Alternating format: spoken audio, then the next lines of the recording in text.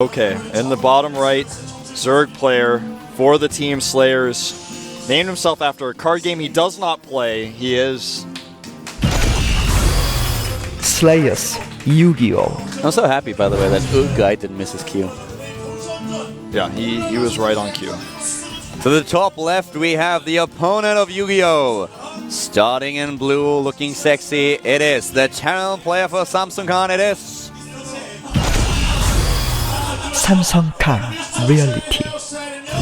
It is reality indeed. I expect a lot from him. This is the player that I was looking forward to the most after the qualifier games that he played. Now when we talk about the qualifier, we always talk about the qualifier for the qualifier. So WCS is actually huge in Korea. I mean, the tournament lasts roughly a month. We will be back tomorrow again, guys, so it's not like we are done after this day. No. And also the day after tomorrow. Yeah, exactly, the day after tomorrow, next week. There's so much StarCraft 2 action coming your way. I look forward to that. And one thing that we didn't mention just yet, we mentioned it yesterday, but in case that you haven't watched yesterday's stream, I want to point it out again. Everyone amongst you who holds a yearly ticket for the GSL or the GSTL should check out the emails, should check out gomtv.net. Because you get actually a discount on the WCS tickets, or it's for free. You get a coupon, and then you have to kind of buy the ticket, but you can use the coupon as soon as you click on a buy WCS ticket. You can use the coupon and you either get it for free or with a really huge discount so that you can watch WCS in high quality. And all of you guys who are watching this in low quality right now, you should definitely make sure that you get the high quality stream. It's definitely worth the money. Yeah. I would agree, 100%. This is kind of... This is 1 month, and the first round is DRG versus Creator, Pole against MVP. I mean, sorry guys, what are you waiting for? Yeah, I don't know what they're waiting for either. I mean, have you seen the Daybreak intro? Obviously. Listen. Let's get real for a second. Yeah. Speaking of reality going for Command Center first. Real economically aggressive. Going into double barracks. Just the one gas right now because he needs to have the money for his orbital as well. But he's cutting some corners, but it's going to pay off against Yu-Gi-Oh! Here in game number 1. Yu-Gi-Oh! Now with a scout. He has 6 links on the map. And from Yu-Gi-Oh! We've seen all these different builds. On Daybreak there are a couple of matches that he played where he played with 2 base Infesta and then just got his 3rd base a little bit delayed, later than you would usually get it. So different styles from Yu-Gi-Oh! In the past. He's a player who likes against Protoss to take an aggressive and offensive hatch. And we might just see, well, we're not going to see anything like it just yet, but he has some openings and some strategies that are unusual, that try to hit some different timings. He's also one of the players who loves Mutalisk play against Terra, and we'll see what he's going to do here. Yeah, for example, these 6 lings are pretty aggressive. This is a reaction to the Command Center first. It looks like he wanted to maybe pressure here, but there's too many Marines with good micro reality. He's going to be able to fight that cost efficiently. But yeah, Yu-Gi-Oh! Has that Slayer's blood in him a little bit. Just likes to do some sort of unique, well-practiced strategies from time to time.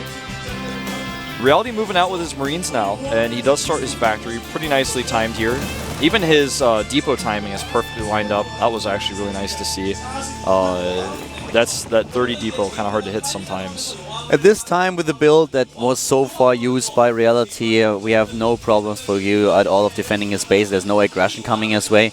He's getting the 4th queen on 2 bases and therefore can push out with his creep. Is already preparing for a 3rd base. He starts to take down the rocks to his left side, so he definitely wants to get another hatch. And at the same time now, a few Marines just walking across the map, but they won't be able to do a lot of damage. Yeah, he's basically just going to hold the watchtower here. As soon as he moves out, if he catches a queen off creep, that's going to be like a present on Christmas he didn't expect, but otherwise he's just going to have to move back. If all the queens fight together, they stand together, then Reality will not be able to get this bunker up here. And there we have the queens moving in, the Zerglings on their way. He has to get a few additional ones. The Marines go in there, and Reality will not kill a queen, not just yet. Spine crawlers are being built. The bunker has to be stopped, though.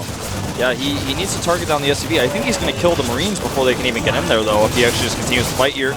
A queen dies. Yeah. He doesn't have the energy. Yeah, he doesn't have the energy, and now the rest of these Marines streaming in here. Look at Reality here. The bunker will finish, and there are more Marines, and this base has to be cancelled. Reality sure was a good boy. Yeah, and now he's got a cloak follow-up coming through here. Getting presents already, and it's not even December. Oh man, he's getting them early. Maybe it's his birthday or something. I didn't get the memo on that. That is actually like really crazy. He's forcing the cancel, taking down 3 queens. This is huge. Yeah, and double gas going up for Yu-Gi-Oh! Actually, quadruple gas. We're going to see what the follow-up for him is going to be. Yeah, he's still got these queens out here, but losing those queens was a big problem for him. Now he's even pushing the creep back. No cancel. Now, that timing, I guess he kept it alive. Yeah, he traps the Marines at this point, but they will probably start working at those rocks immediately. The Marines are going to die eventually. On the other hand, now Yu-Gi-Oh! Has to think about what he's going to do. Will he go for the 3rd base again, or will he just say, well, I have 2 bases, let's just go Mutalisks? Yeah, that's the question. I think he's going to need that 3rd hatchery, and with, you know, Reality's got some Marines here, but he doesn't have a lot. The problem for him, though, is he doesn't have any detection for the Banshee that's coming in here. His spores are coming up now, but he doesn't have Overseers, and if Reality positions the Banshee well, then he will be able to do a lot here, especially against the Queens, for example. Oh, wow, the Queens are actually going to come off creep, which will make it hard for them to defend against the Banshee if the Banshee comes to fight them. Nice transfuse so far. The Banshee is not helping at all, just aiming straight for the natural right now, and the Marines all die. Yeah, he could have done more with that, but he's going to go for the main as well. Losing all of his Marines, but there was no way he was going to be able to escape with them anyway. Got to be careful because he is spotted by the Spore Crawler here. He put his Banshee in hold position in fire range. You guys aren't getting a shot of it, but this Banshee is not being very well controlled. Now he's got it out in the safe area. Wow, and transfuse in the last second saves the Queen. Banshee with only 3 kills so far, but will survive, at least initially here. Got to be very careful about this 2nd Queen, though, that's next to the Spore. Reality is once again just playing really well against another Zerg player, and he just shows that he is not a pushover. This guy is really good, especially in the matchup against Zerg. Yeah, and he's trying to put pressure on with these Banshees now. May use a scan to clear up some tumors. He's picking off lings. He's finding the openings and using them. Now he's just going to go for this hatchery. He's going to damage it. He's not going to be able to kill this, but without the creep being fully connected, there's no way that Yu-Gi-Oh! Can stop him from damaging it, which will become later on important when there's another attack or a drop, for example. The lair attack is not ready, and at this point there's not a lot that Yu-Gi-Oh! Can do. So at the bottom left now, the Spore Crawler is finally being set up, and he needs to get away with the Banshee, and he needs to do it immediately. Way too... Oh, 2 hit points and 1 energy. Oh, wow. Luckiest Banshee ever. Yeah. Banshee's going to get all the way home. The Queens are really actively pursuing, but it's just not going to work. That Banshee can fly. Can she fly, man? That was a sick escape there.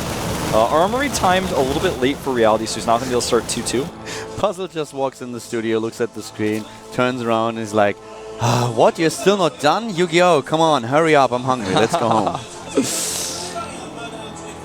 Well, 4th hatchery for Yu-Gi-Oh! I like this because his creep will allow it. It's going to make him a little bit more comfortable. And with the way he's got his base set up, if for some reason he has to pull his drones away, he can do that.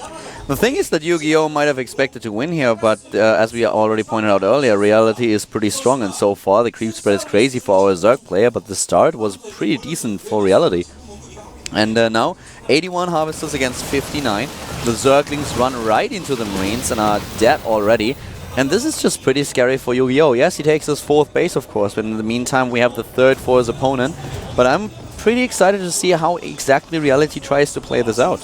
He's got all of his reactors powered up now, which means his Marine production is going to be insane on these 3 bases. Already his Marine count up to 30, but he's going to make probably about 10 at a time here. He's making a few Marauders, though. So only 9 coming out. 1 of the barracks using a tech lab. Reality has to try to control this creep spread a little bit better. This is completely getting out of hand. Now he has the Medivacs and he can walk onto creep. This is exactly what he does. Oh, is he able to catch all those queens? No, he's not even chasing them. He's focusing the creep tumors right away, forces the creep back, and pushes his way into the 4th. Oh, but he's going to find himself trapped here. He's definitely going to need to split his Marines and pick up. He doesn't have enough Medivacs to lift all of them, but he will be able to get a lot of them. Ah, a bit of a mistake. But the Banshee's continuing to hold strong here. He's going to have to use some transfuse energy. A little bit surprised he's not going for Banelings, though. Me too. I would have thought that he's going for the Banelings right away. Instead, he tries to kill one of those queens, and the queens can just easily be transfused. They can transfuse for almost forever. Yeah, exactly. Did he just lose one, though? No, he didn't.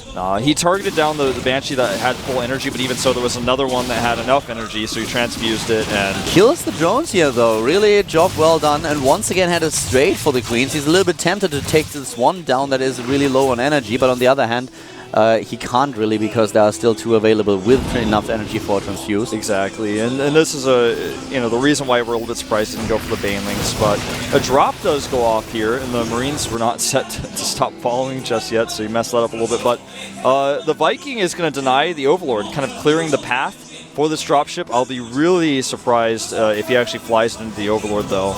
Yeah, he's playing this American football style, has a blocker here, and then the running back sweeps in. The medivac is already on his way, but there is just too much. There is just too much. He can't block all of them. No, he can't. There's so many set up on the right side of the map. 4 additional ones. Even sending Lings over here to verify that the drop is still there. A big push coming through the middle of the map from Reality, though, who's 20 supply up. He clears some of the creep. The Baneling count now at 26, but he's got so many siege tanks, and they're well spread here. It's really scary for Yu-Gi-Oh! I'm actually not kidding here. He's down 15, 20 supply. This drop is dangerous, circumvents every single Spore Crawler so far. The spread is good, and if he goes actually in here at the side, he can drop those Marines no problem at all. Getting a little bit close to the Spore Crawler, does decide to pull back, but meanwhile going into the 4th base here. He's just, he's being so patient. Yu-Gi-Oh! Is. I really like this, but the drop on the main is a problem. He takes out the Queen and so many drones. Exactly, and now, yes, there are a few Zerglings heading back, but this is not enough. There are not enough Zerglings. Not by a long shot. This is just too much. Yu-Gi-Oh! Has a big problem in his hand. He's going to lose his Infestation Pit. Yeah, and the hatchery, he's transfusing it, but he's lost so much. The Infestation Pit now is dead. And he's just waiting and waiting and waiting. He's going to the last second. The hatchery survives with 1 hit point. You gotta be kidding me. He could actually just walk in with another Marine, but here come the forces of Yu-Gi-Oh! They are everywhere. He's trying to crush this force, but Reality comes out ahead in supply, at least until now. And then the tanks die. The hatch is still alive. 1 hit point. The Banshees are right to the left. He could just move in with the Banshees. 1 shot and he would die. Yeah, he needs to do something like this. He's got to be realizing what's going on. It's almost as if he thinks the hatchery's dead. Oh, he waits too long. The transfuses. No. The transfuses, they are there, but it's too late already. He mass transfuses. Don't attack the hatch here. Don't attack the hatch. Kill the drones, my friend. Well, the hatchery is still getting low. The Overseer is not done. He may actually still kill right. The wow. Overseer. Okay, I take everything back with it. Just that awesome move. The Banshees die. He got a little bit lucky there that he was able to kill that hatchery. 1 more transfuse and he wouldn't have gotten it. I actually thought that to the right side there was an Overlord. The Overlord that he moved earlier when he had to deal with it. But he moved another one and the Overlord was a little bit too late. But yeah, that was very, very close. Another transfuse and he would have saved it for sure. But suddenly he finds himself on 3 mining bases. Exactly. He's behind in overall supply. A 4th base is now being taken by his opponent. But thanks to the block with the Zerglings and of course also the creep of the Overlord is a little bit late. Reality's splitting in these fights is so impressive to me. He's always able to find himself fighting cost efficiently when it matters. And he is, again, at the bottom of the ramp with Yu-Gi-Oh! And is going to probably start sending some of the units in 1 by 1 to start damaging the hatch, just like we saw last time. This is really scary now. He's rebuilding his Infestation Pit. The drop is still going strong. He has to reposition his Spore Crawlers, which I like. But now, again, a small force moving in, making sure that the energy on the Queens is just being kept low. The drop gets totally shut down by double Spores this time. Really nice drop defense by Yu-Gi-Oh! Here. More and more players finally starting to use that lucky style of making the Spore Crawlers, making the Spines, which is really impressive to me and makes me really happy. Look at Reality here with a double Starport. That's a little bit curious. He didn't scout anything like, for example, a Great Aspire. Or the 6 Ultralists on the way. For sure, he definitely didn't see that. Yeah, there are 6 Ultralists building right now, but he gets double stuff. What does he want to go for? Does he really want to build Vikings here? I don't think so. Well, the thing is, maybe he expects this is the timing. He doesn't have as much experience as some of the other Terran players. But also maybe he's going for this Raven style late game with Ravens and Vikings that we've seen. This is not usually a map where you see that, though. And here we go, he's moving in, he sees the Ultralist now, so he's definitely not going to start Viking production. He's also maxed. This one Ultra getting a little bit ahead of himself. So many Queens that he can use to transfuse with. But just a small group of Marines. Again, he runs forward, and this is such a great position by Reality. He knows he's got tanks at the bottom of the ramp, and Yu-Gi-Oh! Says it's time to go. It's time to go, and he moves in immediately to the split of Reality, but does he have enough? Especially the Marauder count, of course, counts now. And at this point, it doesn't look like he's able to hold this. There are just too many units for Yu-Gi-Oh! He's moving in. 2 Marauders are not going to be enough to hold this. Look at the supply plumbing down for Reality. He's now at 145 against 167. Yu-Gi-Oh! Turns it around. Another base to the right, and suddenly he finds himself on 5 bases against 4. Yeah, and Reality desperately needs that 4th base. He needs to start mining there as he's done. He's going to want to take his gases there very soon. He's getting building plating right now and high-sec auto-tracking. Both of those upgrades really going to benefit his planetary fortress especially. And as far as I know, Reality doesn't know about the base. Yeah, he doesn't know about the base to the right. Reality was not prepared for Ultralisks. He was really expecting a few Brood Lords, and I like that he tried to get another Star Pod. I really love it. 2 Star Pods is overdoing it a little bit, like 2 additional ones, 3 in total. But he didn't have the Marauder count. Yeah, he did not, and that's, I mean, really what we saw. Nice positioning on these Marines. He pulled the drones away as well. He will get bungled, though, and no escape for this medevac. Reality is remaxing, and he's trying to build a better composition. This is the moment where I'm surprised we don't see Yu-Gi-Oh! With a Spire transition. You know, it's good to always have both tech paths available to you, and there it is. Oh, that's actually a Spore Crawler. I'm mistaken. You see some building. I got so excited. I was like, ha! Well, at this point now, he's going for the +3 attack upgrade, and he just tries to get mining going at this 4th base. But another drop is moving in at the bottom left, and this time this is going to do some damage. Once again in the range of the Spore Crawler, though.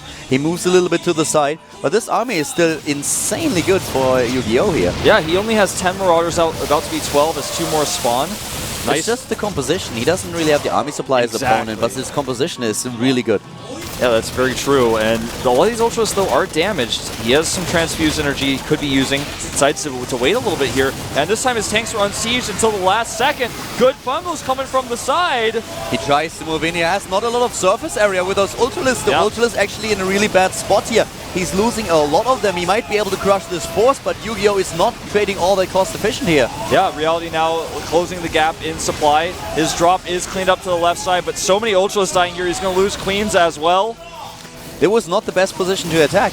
He had a huge problem making this work with the Ultralisk, and even though the Queens were going for the Transfuser, it was just way too much, and suddenly Reality finds momentum going in his favor once again. Yeah, takes out 3 Infestors as well here, and this attack is not over yet. He will likely be able to clean this up with the next wave of Lings, but this is so cost efficient for Reality. He's got more tanks at the back to support as well. His reinforcements are now streaming in, and Ultralisk rebuilding them just takes so long. The Adrenal Glance upgrade also started very, very late. I think we forgot about it earlier, and therefore he can't rely on it either. So this is a very tough situation for Yu-Gi-Oh! To be in. He's down 40 supply at this point, and he's going to lose this base. Yeah, he's pulling his drones away, knowing he's going to lose them. Unfortunately, pulling them back into the corner there is not going to save them. He just barely sneaks them out here. Nicely done. And that's actually really important. Losing all those drones would have put him down to about 50 Harvesters or so. The Infestors want to come in, but there's too many tanks, and I think Reality may actually just pick up, get his forces all together, and go for an attack later. I think that's the best choice here. That's exactly what he does. Meanwhile, going for a drop again in the main base. His drop play is just great. He has every single time he has a drop available. He attacks the 4th base, he attacks the 3rd, he attacks the main base. He's everywhere with these drops. And it's not only about trading cost efficient here, but he also draws Yu-Gi-Oh! Back and makes sure that his army can escape. And he's just, he got all of his forces together now. He's moving towards the natural and the 3rd base rather than trying to go to the 4th, which is the most fortified position. Yu-Gi-Oh! Has literally to face Reality right now because he's on his creep. And he will attack the 4th one again. Yeah. And if Yu-Gi-Oh! Is not ready, then he has to come to terms with it too. Because when he loses this base, he is basically out of this game. Yep, a good bungle so far, but there's so many siege tanks to support. He cannot really close distance. This is not a good place to engage with his Ultras, but he has no choice. Of course, the Transfusers are hitting, but they are gone. They are already gone. There is just too much firepower. Yeah. 110 supply against 180. Yu-Gi-Oh! Is on the verge of losing map number 1, Reality. He is going to win this map. He is exactly what we expected here. He is the best Casper player so far that we have seen up to this point, the transition to StarCraft 2. Yep, takes out the hatch. That huge line of drones is going to have to even further oversaturate base. That base was oversaturated, but he says, well, get comfortable over here at the 3rd because we all have to huddle together and hope that Yu-Gi-Oh! Pulls us back. No matter how hard those drones hope, whether they pray, whether they try to become Buddhists, man, it doesn't matter because Reality is barreling down here with 16 siege tanks. 11 Marauders, 31, 35 Marines moving in. And he says, bye-bye Queen, bye-bye Macro Hatch. Bonin in sync here as he takes out all of the rest of these Ultras. There's just too many tanks. Even having some tanks in tank mode at the natural, going for the infestation pit. I guess the tanks are going to join up to the regular army now. He's actually... Where did those tanks come from? He dropped him into a dropship, which was really weird because the dropship had 6 hit points left. Tries to take out the infestation pit, unsuccessful. No +3 on those tanks. This is not Command and Conquer. No. Tanks in StarCraft 2 work a little bit different. You can rarely attack with tanks only. That just doesn't work. No, it does not. But no expansion here for Yu-Gi-Oh! He's at 113. Reality is still at 180. He has the 4 bases, not taking a 5th. It's just also a little bit hard for him because there's so much creep spread at his 5th base. But Yu-Gi-Oh! Now trying to rely on his infestors, and this is a good decision. Reality is not really out of this just yet, but the position that he's in is so awesome that it's going to be really hard for him to lose this game. Yep, tanks in tank mode coming in here, doing a ton of DPS. He doesn't even want to siege those. If Reality puts in an effort, then maybe he's able to lose it, but I don't think it's gonna... Not even if he tries. GG. GG.